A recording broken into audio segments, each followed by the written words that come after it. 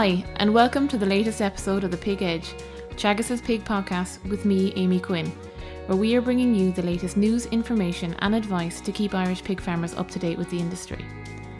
Anyone with an interest in the pig industry is well aware of African Swine Fever, or ASF for short, and the threat it poses to the pig sector. In this episode, we talk to Eithne White, Veterinary Inspector from the National Disease Control Centre at the Department of Agriculture, Food and the Marine, to get an overview and update on the status and general advice when it comes to African swine fever. I first asked Eithne to tell us what exactly African swine fever is. African swine fever, or ASF, is caused by a DNA virus which affects pigs, wild boar and other members of the pig family. It doesn't affect other species of animals and it doesn't affect humans. But the virus is environmentally resistant and it survives very well in cold weather, and it can survive in pig products, including pig meat products, although meat is safe to eat. And what are the clinical signs of African swine fever that would present themselves on farm? Well, ASF is a deadly disease of pigs and wild boar. It has a case fatality rate approaching 100%. And there are a wide range of clinical signs. So in naive pig populations that have never been exposed to the virus before, such as we found in Europe, we've tended to see more peracute and acute clinical signs. So you may first discover some dead pigs, and it may not be a lot of pigs at first. It could just be a few pigs. It depends on how the virus entered the farm and how many pigs were exposed to it at that particular time. And these clinical signs can occur within a few days the virus entering the farm.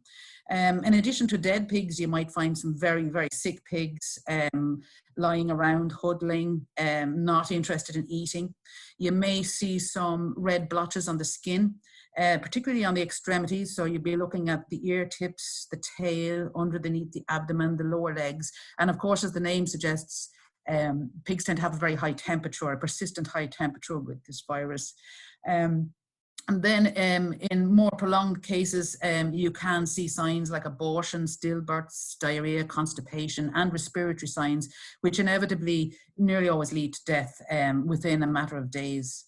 Do you know if there's any update on when an African swine fever vaccine is likely to be available?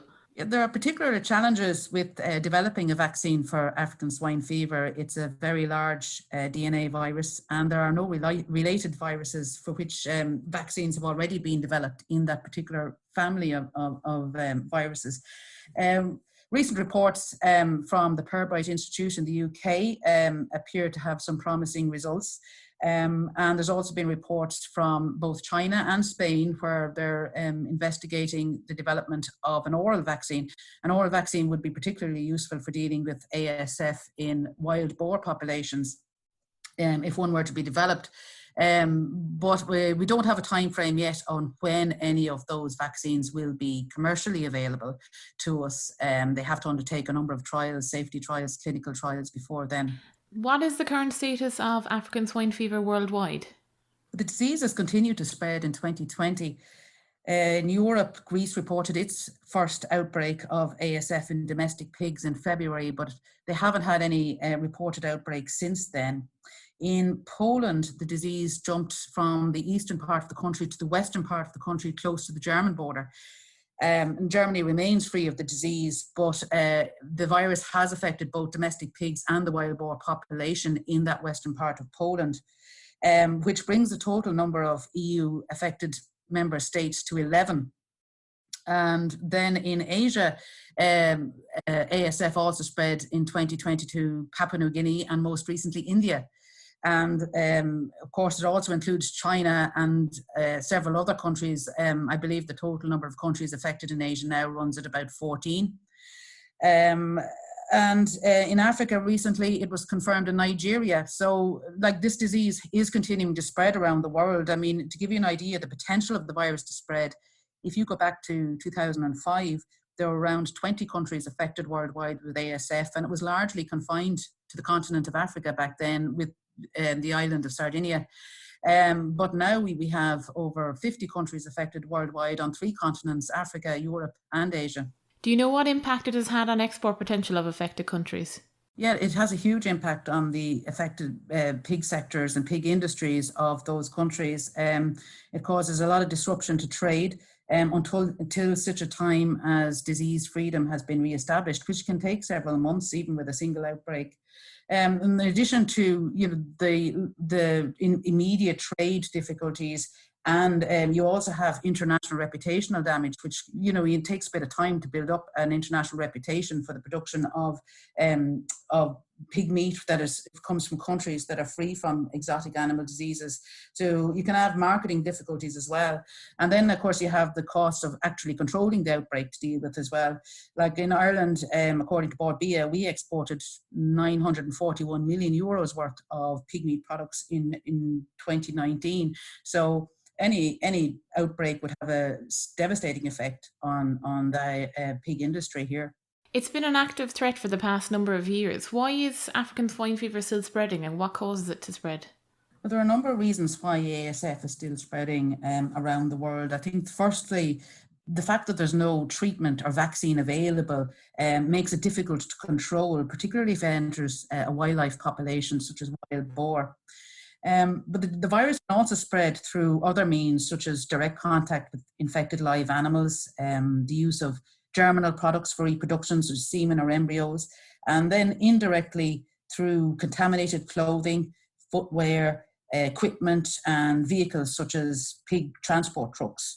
And it can also, of course, spread through pig meat and pig meat products, and it can survive for a very long time in pig meat products, particularly at cold temperatures. It can survive for several years in frozen meat.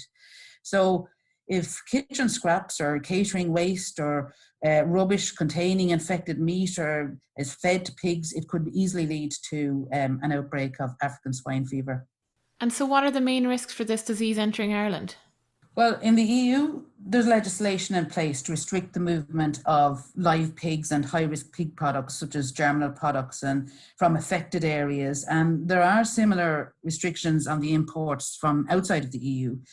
So the most significant risk factor we would face would be through the introduction of illegal pig meat products or the introduction of infected personal consignments of pig meat products unknowingly.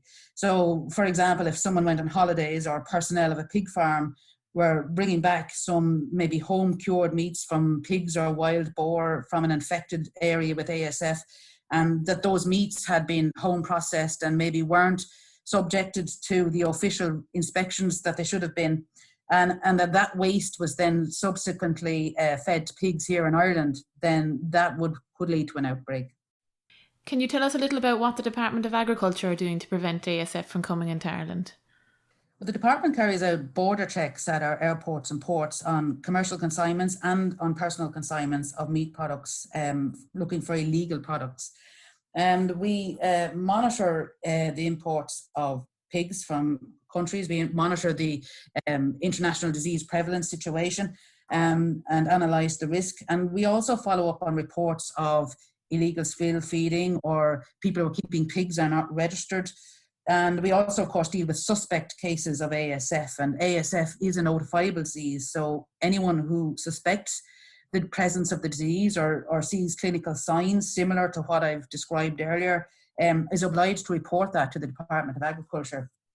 And the department has also facilitated biosecurity initiatives such as the BioCheck UGent programme, which is being delivered by Animal Health Ireland and trained private veterinary practitioners.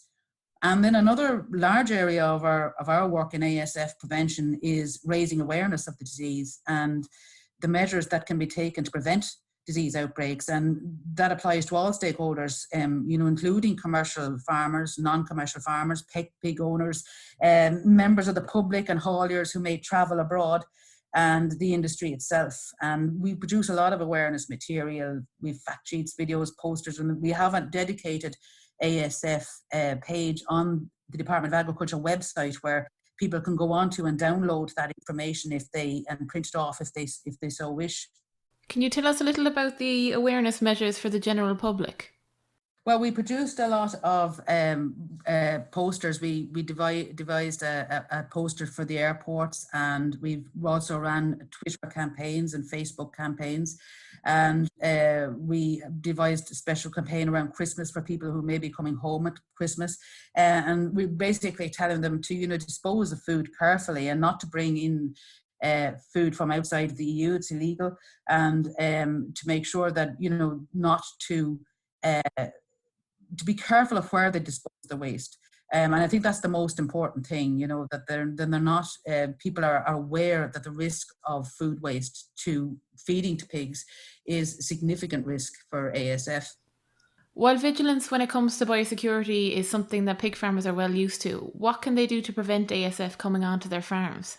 Well, I suppose the biosecurity measures that they should be really putting in place to prevent ASF would include making sure that the pigs don't come into contact with contaminated vehicles or equipment or clothes or footwear, and that, of course, as I've pointed out, the never feed food waste to pigs, and never allow pigs, if you have outdoor pigs, never allow them to access rubbish. Keep them well fenced to make sure that any rubbish bins are kept well away from them.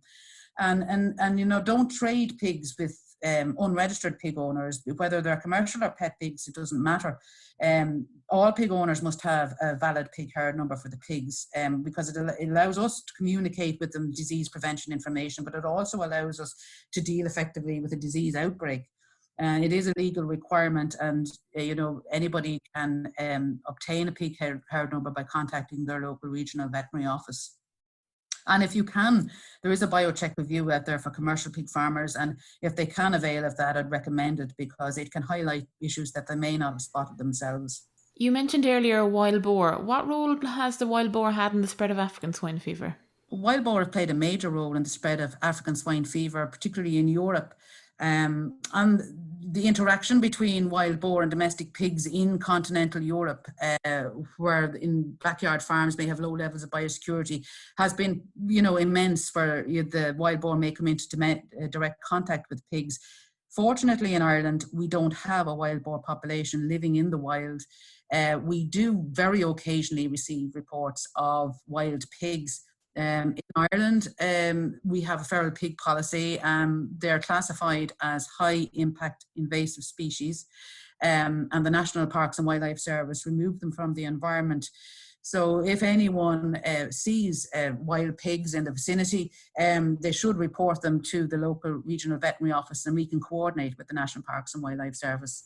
Finally, perhaps a hard question to answer, but do you think Ireland can keep African swine fever out? Yes, I think we can. If we all remain vigilant and play our part, we are an island nation, and I know that there's no vaccine or cure available at the moment, but if we all remain vigilant and just be aware that whether you've got one pig or 10,000 pigs, the risk factors are the same. And if we all play our part, I think we can keep it out. Thanks, Eithne. The key message is that African swine fever is still very much an active threat, and I suppose the other is that there's not just really a farm level responsibility to keep African swine fever out of Ireland. It really also has to be a national stakeholder approach. That's it for this episode of The Pig Edge, and many thanks to Eithne for joining me on the show. Don't forget to rate, review and subscribe on Apple Podcasts or Spotify so you never miss an episode. And for more farming information, go to teagasc.ie. I'm Amy Quinn, thanks for listening, and join us next time on The Pig Edge for more updates, news and advice.